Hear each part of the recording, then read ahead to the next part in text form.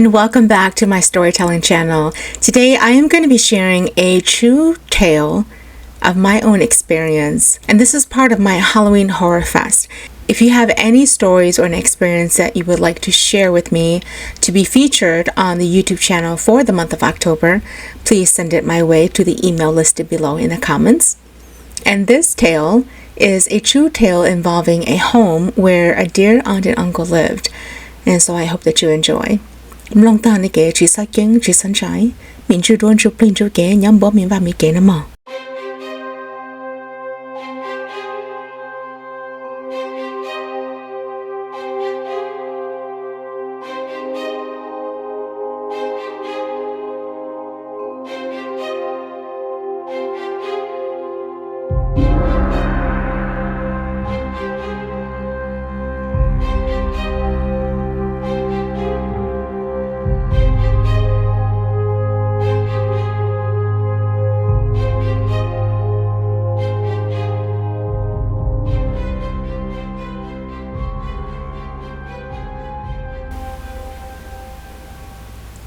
My aunt and uncle lived in this cozy home in South Minneapolis, and a lot of memories and gatherings were spent there.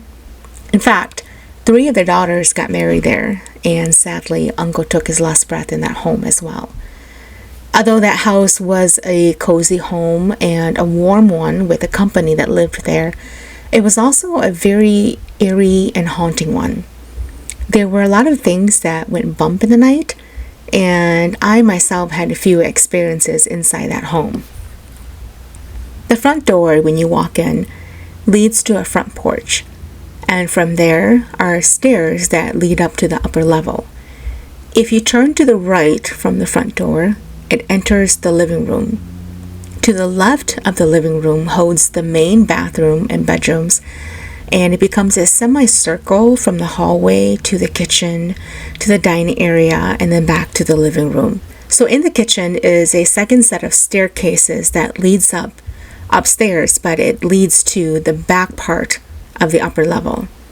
A back door in the lower level leads outside to the backyard, and then stairs that leads down to the basement. For the life of me, I could not look up the stairs that welcomed you when you entered the home. Now, the back staircase was fine for me, but the front staircases, every time I looked up there, I felt like I could see someone peeking their head out from behind the wall and gazing down at me, almost daring me if I would go upstairs. I avoided looking up those stairs every time I walked into the home. But one time during a gathering, I had to go up those stairs to use the restroom.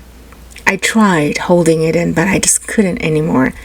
And as I walked up the steps, one at a time, I heard a cackle, and I reached the top of the stairs, and right past my nose, I could smell the scent of an old woman.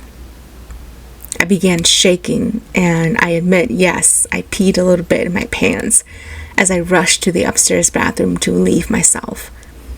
While in the bathroom, I heard fingernails tapping against the door, like someone was waiting for me to get out.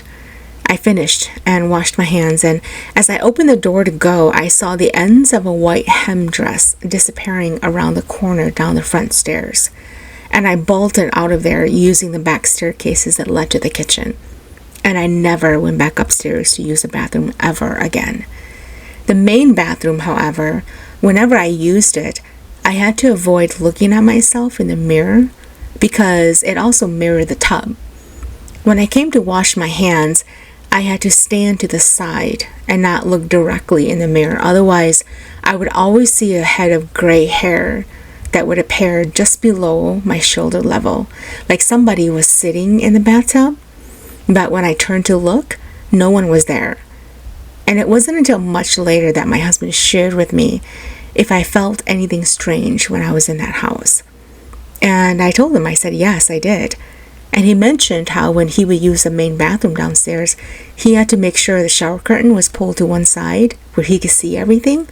And he had to pee standing to the side so his back wasn't actually turned facing the tub.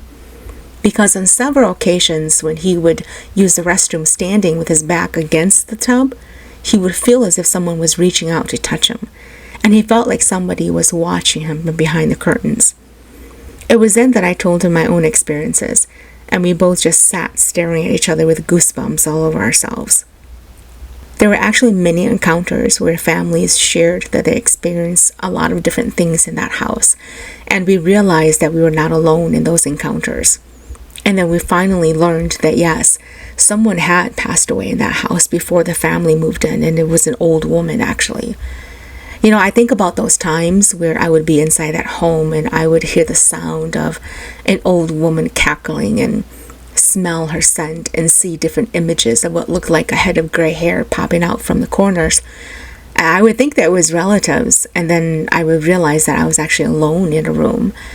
But in my dreams, at times when I am training with my guides, they would purposely take me back to that house and situate me at the bottom of those stairs and get me to overcome my fear. It took me a long time to win and to overcome it, because in every single dream training sequence, it was those stairs that appeared in my dreams, and I would end up just sitting at the bottom and could not move beyond anything. It took a while, but eventually I was able to overcome it.